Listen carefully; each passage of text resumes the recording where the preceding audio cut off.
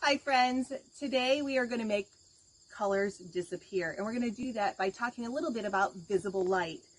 Visible light is all the light that shines around us. The sun produces visible light, flashlights, light bulbs all produce visible light. And in that light, even though we don't notice it, we see different colors. There is a rainbow of colors that are shining down on us, and the reason why we see colors is because objects like this pumpkin will absorb it. So here we have our sun, and it's shining its rays down on this pumpkin, and all the colors of the rainbow goes into that pumpkin, but the color orange bounces back to us, so it reflects color to us. And we kind of figured this out because back in 1600s, Isaac Newton kind of came up with this idea when he was studying white light, and he was looking at prisms where the sun would come through it and light would come out the other side of the prism. And he would notice that there was a rainbow color. So what we are going to be doing, as you can see behind these, we have some color wheels, and we are going to make some color wheels, and we're going to make them spin really, really fast, so that way we can blend all of those colors together with a thing called color addition, and we're going to make those colors change to white. Now, we can't get it to make it super fast, so it's going to be more like blended of grays and stuff like that, but eventually, if you can make it go fast enough, it would be white light. These are the supplies that you are going to need. You are going to need some kind of string. If you're going to do the pull strings, or if you're going to use a pencil to spin it on, that is fine. Or like a skewer, you can use that. You're going to need some glue, something to color with, something to cut out your circles, markers to draw. You're going to need something round to be able to trace, a flat edge ruler, or we have this protractor here. You're going to need some kind of cardboard, maybe even a paper plate might work, or just some nice white paper, or cardstock, or something like that. You're going to want to go ahead and trace your circle. You're going to want to find something round to trace it with. Once you have that all traced, you're going to take your flat edge, and you're going to want to try to find the center of your circle to draw a nice starting point for you. Here we divided some circles into sections of 6 and 12. The 6th one we did primary colors. We were experimenting with what might happen with different colors. Here we've got the colors of the rainbow.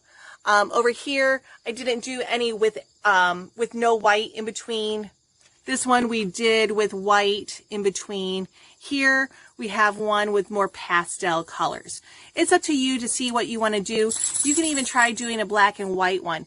It's all about testing your variables and seeing what happens. So we have already cut out our circle here, and we made it out of paper, so it's on the flimsy side. So we are going to need to glue it on some cardboard, so that way it's going to be sturdy, so we can actually put it in on the string or the pencil. So we're going to go ahead and do that.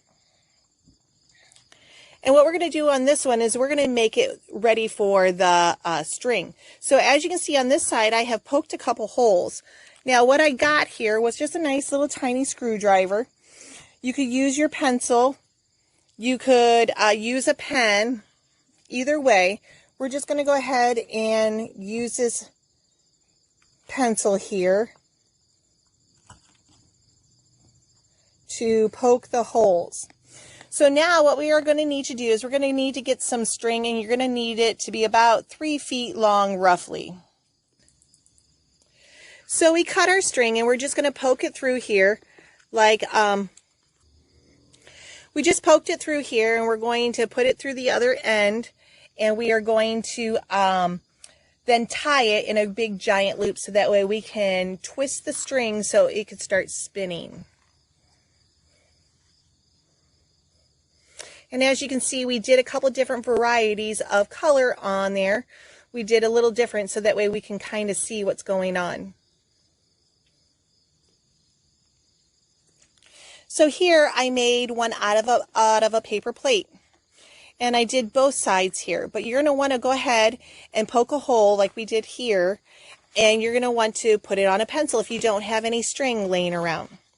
So you're going to put it on the pencil, then you're going to run it through your fingers really, really fast to see. Or, like I did on the other side, we can make it a top and get it to spin really fast to see if the colors will change. Okay. So that is our Newton's color wheel, and hopefully you guys can get that spinning really fast enough to be able to make the colors disappear. So why don't you try out some different variables and see what happens. And as always, thanks for trying out our STEM activity.